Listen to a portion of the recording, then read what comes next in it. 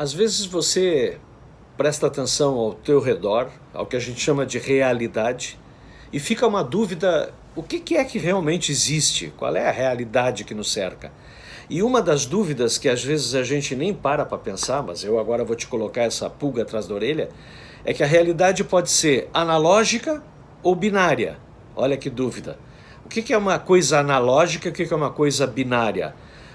A linguagem do computador é binária, 0, 1, são códigos que têm sim ou não, 0, 1, códigos de duas possibilidades, tem uma escolha ou outra escolha, isso é binário. O que é analógico? Analógicos são as cores, existem modalidades. Analógicos são os tamanhos, existem modalidades. Analógico, tom de voz, som de voz, música, timbre, isso são coisas que têm variações.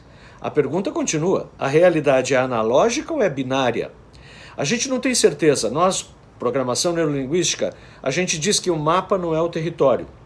A gente diz, nós não sabemos o que é a realidade. Mas nós desconfiamos, o que a ciência já pesquisou e está comprovando com vários experimentos bem feitos, é que aparentemente a realidade é analógica. Ela não é binária, ela não é um tudo ou nada, ela não é preto e branco, ela não é um sim ou não, ela não é 1 e 0.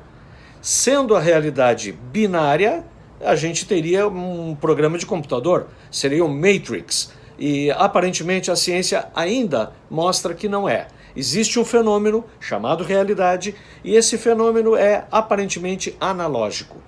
Nós usamos os nossos canais sensoriais para obter informações analógicas, e os canais sensoriais são analógicos, para que a gente guarde no nosso cérebro informações através de memórias, e elas então são codificadas. Aqui começa o nosso problema, e aqui começa a nossa conversa. Quando a gente processa pensamento, o nosso inconsciente processa de forma binária. A maioria das pessoas tende a processar de forma binária. As nossas crenças nos levam ao pensamento binário.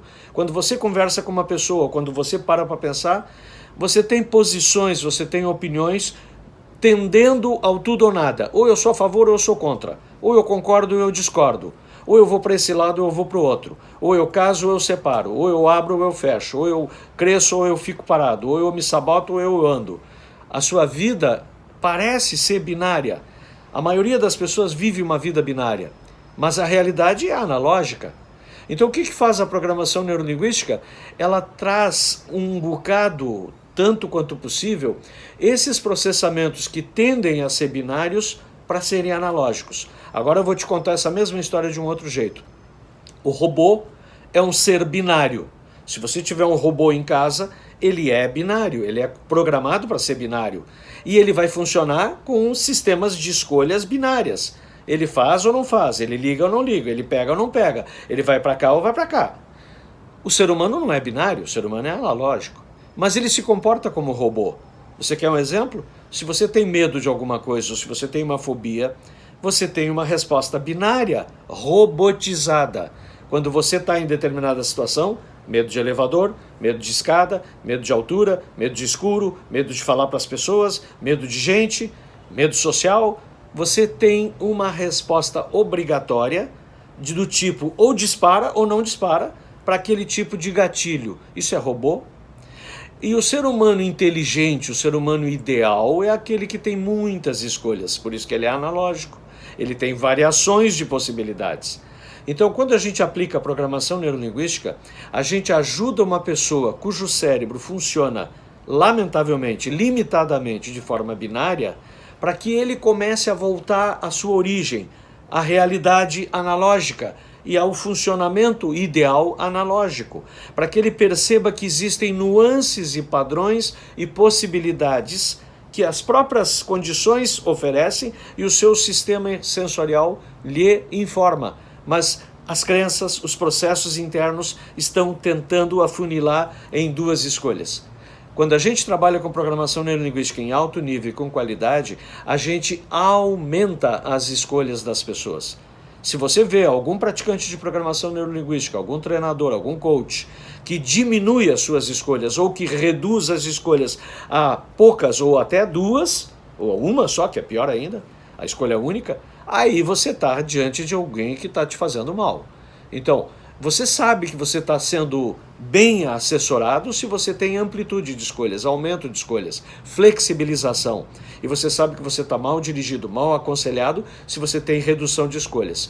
Por isso que quando a gente vê treinamentos de programação neurolinguística que te ensinam técnicas, chamadas técnicas de programação neurolinguística, cujos passos são obrigatórios e rígidos, você não está num bom treinamento. Você está num treinamento binário. A linguagem é binária e a técnica é binária. Ou você faz ou você não faz, ou é assim ou não é. A programação neurolinguística é fascinantemente estimulante quando você realmente entende o que está acontecendo e que você aprende que não são as técnicas a alma da programação neurolinguística, e sim as estruturas que por baixo da técnica, que junto com a técnica dão a condição para que eventualmente aquela técnica ou uma adaptação dela funcione de acordo com cada situação.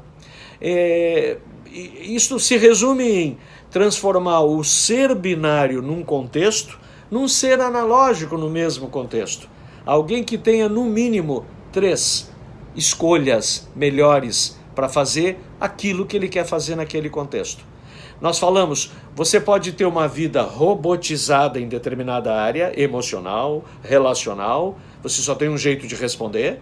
Você pode ter uma vida animal, dual, binária, que é muito próximo de um robô com um pouquinho mais de capacidade, que é a escolha dupla, ou eu vou ou eu fujo, ou eu pego ou eu largo. E você se torna humano quando você tem 3 escolhas, no mínimo 3 escolhas. E aí você se torna mais capaz, e por isso você se torna mais inteligente.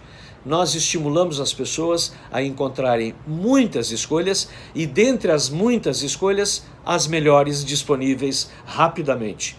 E aquele sujeito que se diz sábio é aquele que tem muitas escolhas, escolhas de qualidade, e ele tem a capacidade de escolher a melhor para ele.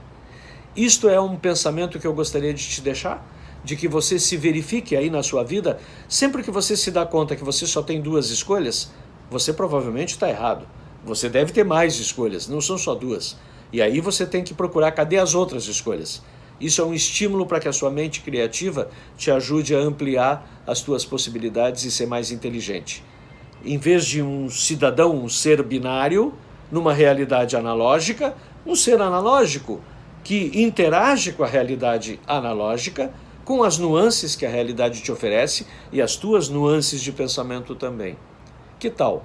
Isto é aceitável? E essa pergunta te força a ser binário, sim ou não? Eu prefiro te perguntar, como que você aplica isso na sua vida? Essa pergunta é analógica. Note que as qualidades das perguntas mudam a qualidade do pensamento. Como que você aplicaria isso na tua vida? Em que circunstâncias isso seria útil? Pense nisso.